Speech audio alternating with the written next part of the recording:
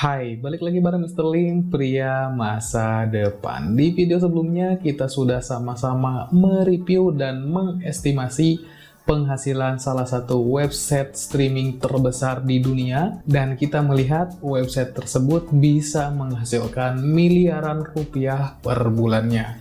Nah, sekarang pertanyaannya, gimana sih cara membuat website streaming? Sebetulnya untuk membuat website streaming itu sama saja dengan kita membuat website seperti pada umumnya. Jadi kita membutuhkan 3 faktor. Yang pertama tentunya kita membutuhkan script websitenya. Nah, untuk script websitenya teman-teman bisa buat dengan beberapa macam bahasa pemrograman, tapi yang paling populer itu menggunakan bahasa pemrograman PHP. Tapi tidak usah khawatir teman-teman, karena kalau misalkan teman-teman tidak bisa coding, teman-teman juga bisa membuat website menggunakan CMS yang namanya WordPress. Nah, untuk ini kita akan bahas sambil jalan ya. Sekarang kita masuk dulu aja ke bahan yang nomor 2 atau komponen nomor 2. Komponen yang nomor 2 itu tentunya database. Nah, berhubung kita berbicara mengenai cara membuat website streaming, database ini kita sebut saja isi filmnya. Nah, yang ketiga tentunya server. Nah, untuk server sendiri fungsinya itu untuk menyimpan semua konten-konten yang ada di website teman-teman. Untuk server sendiri teman-teman bisa menggunakan hosting, ataupun teman-teman bisa menggunakan VPS atau Virtual Private Server. Nah, sekarang kita akan bahas dulu aja nomor 1. Nah, tadi kan kita sudah singgung cara membuat website itu bisa menggunakan WordPress. Nah, WordPress sendiri itu apa sih? WordPress sendiri itu adalah Content Management System. Jadi, simpelnya WordPress ini seperti blogger miliknya Google.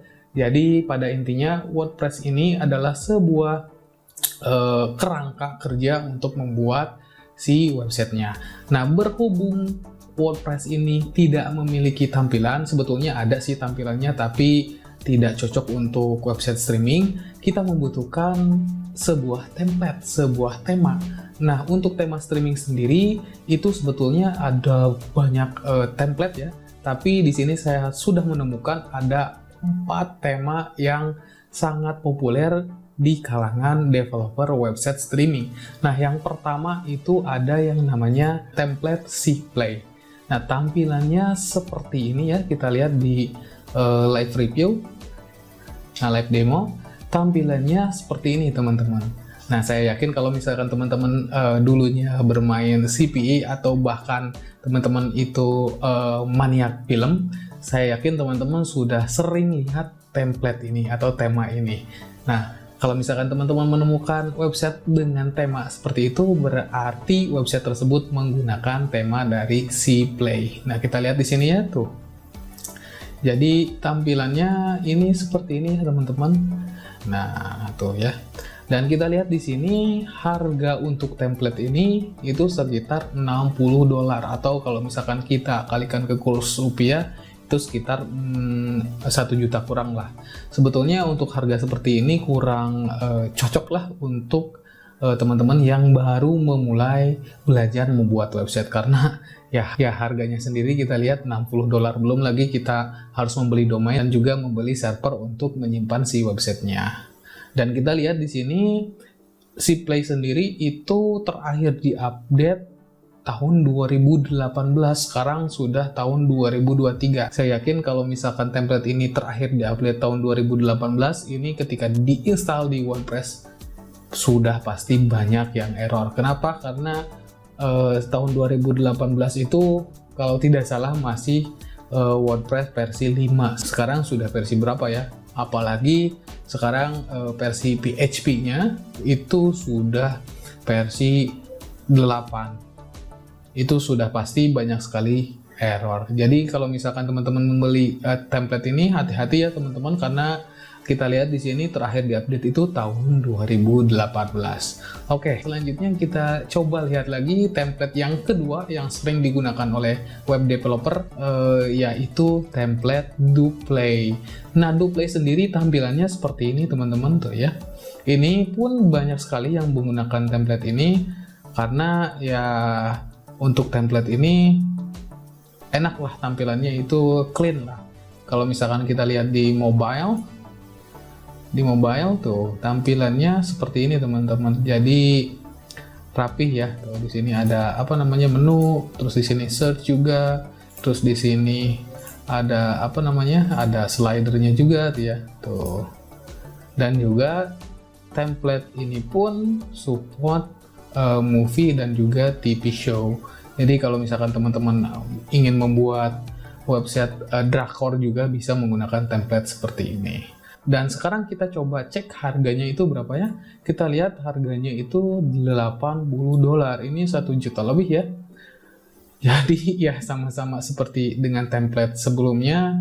Kalau misalkan teman-teman membeli dengan harga seperti ini kurang cocok lah untuk yang baru belajar. Karena ya gak usah munafik, teman-teman kalau misalkan baru mulai itu kan belum ada penghasilan ya.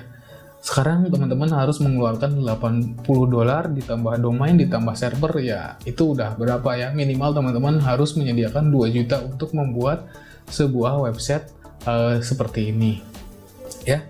Oke, dan kita lihat di sini ini last update-nya itu tahun 2021 ya. Ini pun sama sepertinya, kalau misalkan template-nya benar-benar terakhir di-upload itu tahun 2021, saya yakin itu sudah banyak sekali error. Nah, selanjutnya di sini template yang ketiga itu ada Keremia. Nah, untuk template ini saya kenal ini sudah lama banget ya. Tapi template ini masih banyak yang gunakan juga. Bahkan saya lihat di Indonesia ada salah satu website streaming yang volumenya besar juga menggunakan template ini. Nah, untuk tampilannya seperti ini ya teman-teman, kita lihat tuh. Nah, tampilannya seperti ini ya teman-teman. Saya yakin kalau misalkan teman-teman pencinta TV series, teman-teman pasti kenal salah satu website yang menggunakan template ini. Ya, tuh tampilannya seperti ini nih. Tapi di sini ada kekurangannya untuk template Keremia ini. Kekurangannya apa? Kekurangannya di sini tidak dicantumkan apakah template ini sudah bisa koneksi dengan IMDb ataupun TMDb.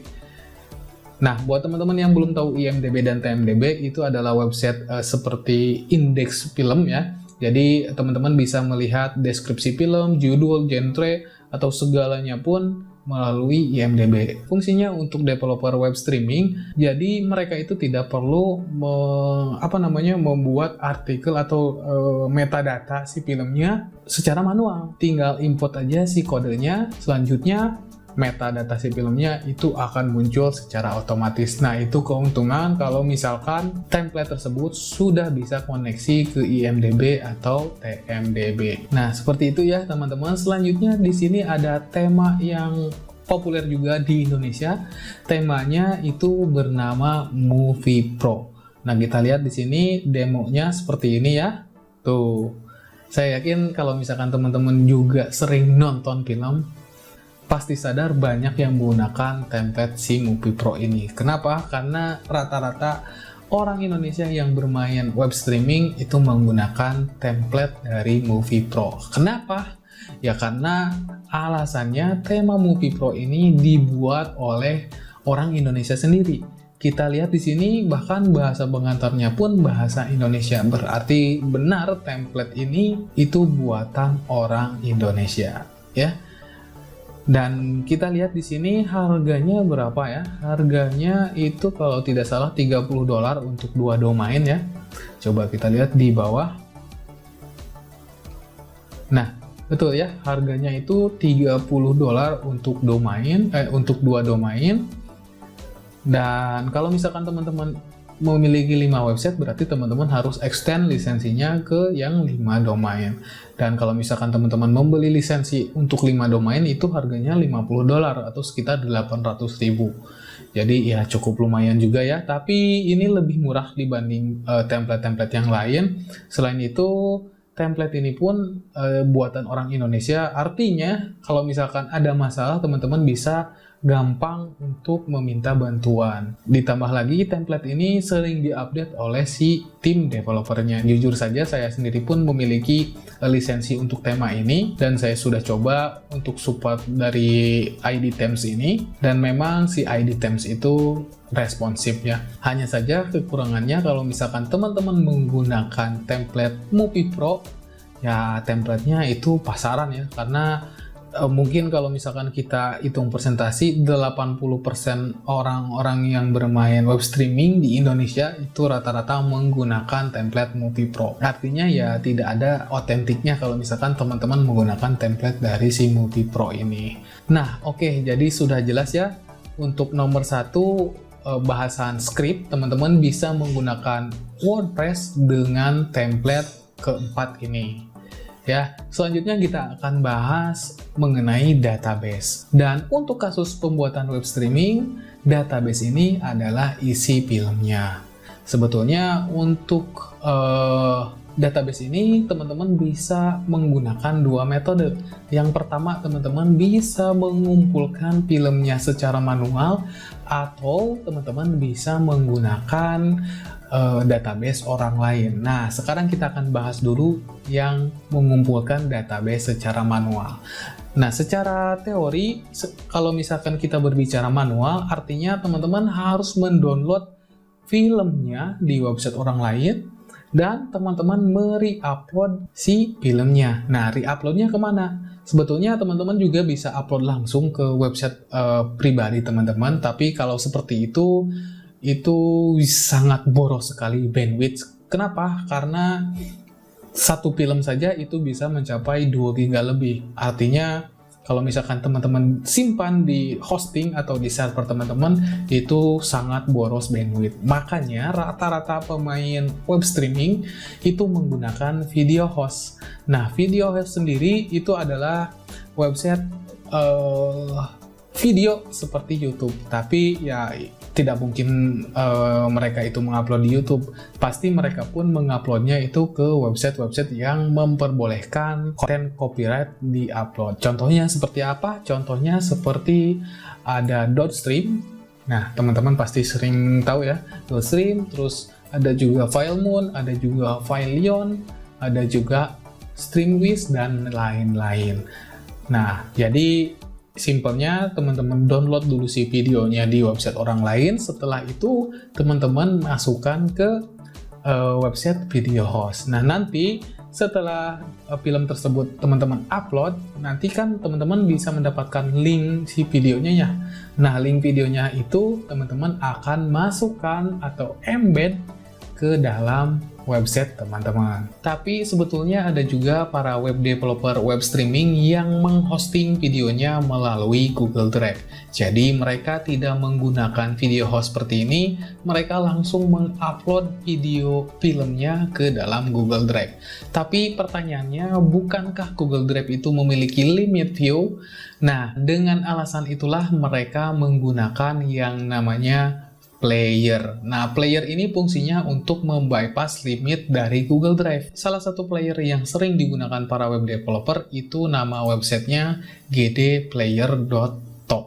Nah, jadi website ini bisa mengenerate atau membypass limit view dari Google Drive. Misalkan di sini nanti kan link Google Drive-nya seperti ini nih, bisa langsung di-generate di sini, di-generate lalu nanti videonya itu akan unlimited view. Dan juga karena ini menggunakan player dari Google Drive, otomatis streamingnya pun tidak lebih buffering dibanding menggunakan video hosting. Tapi ya namanya juga Google Drive ya, mungkin suatu saat filmnya akan di-ban oleh pihak Google. Jadi teman-teman bisa memperhitungkan lagi apakah teman-teman akan menggunakan Google Drive atau menggunakan video hosting. Oke, jadi seperti itu ya kalau misalkan teman-teman membangun database secara manual. Nah, tadi kan saya sudah bilang sebetulnya teman-teman juga bisa menggunakan database orang lain. Sebetulnya pada saat ini ada beberapa website yang menyediakan database film. Jadi teman-teman bisa gunakan database tersebut untuk membangun web streaming. Nah, di sini saya akan perlihatkan ya, nama websitenya itu feedsrc.to. Nah, dengan website ini teman-teman bisa langsung mengenerate film yang teman-teman akan posting di web streaming teman-teman. Nah, tapi syaratnya teman-teman harus memasukkan dulu kode IMDb atau kode TMDb. Nah, sekarang kita coba ya. Misalkan seperti ini nih, misalkan saya akan mengenerate film dari Avenger. Nah, Nah, teman-teman bisa langsung copy ID filmnya. Nah, setelah teman-teman mendapatkan kode IMDb atau TMDb-nya, teman-teman langsung paste di sini, maka dia langsung akan memunculkan film si Avenger. Kenapa bisa seperti itu? Karena ya feed SRC ini bisa mengenerate film hanya dengan kode IMDb atau TMDb. Kalau misalkan kita play di sini, akan ada si video filmnya. Tapi ya kalau misalkan ada iklan itu wajar ya, karena saya yakin semua video host membutuhkan modal, bahkan cost yang mereka keluarkan sangat besar ya, karena mereka harus menyimpan videonya di dalam server mereka. Nah, di sini kan ada linknya, link si URL filmnya, teman-teman bisa langsung masukkan ke dalam website streaming teman-teman. Jadi teman-teman tidak perlu lagi mengupload video secara manual. Cukup menggunakan website feedsrc.to ini, teman-teman bisa langsung mendapatkan filmnya tanpa upload. Sebetulnya saya juga sedang memodifikasi template dari Dooplay agar bisa terhubung secara otomatis ke si website feedsrc.to. Jadi teman-teman tidak perlu lagi mengenerate secara manual, cukup klik-klik aja maka videonya akan masuk ke dalam website teman-teman. Nah, seperti itu ya. Jadi teman-teman tidak perlu lagi ribet dalam membuat website seperti ini. Cukup dengan klik-klik-klik maka website teman-teman bisa berjalan secara otomatis atau bisa memposting secara otomatis. Nah, buat teman-teman yang pengen scriptnya bisa klik aja link yang ada di video ini. Dan untuk mengenai teknisnya kita akan bahas di video terpisah ya, karena video ini sudah sangat panjang juga. Kalau misalkan saya teruskan mungkin teman-teman akan boring juga dalam nontonnya. Nah, mungkin segitu dulu aja untuk video kali ini. Kita akan sambung di video selanjutnya.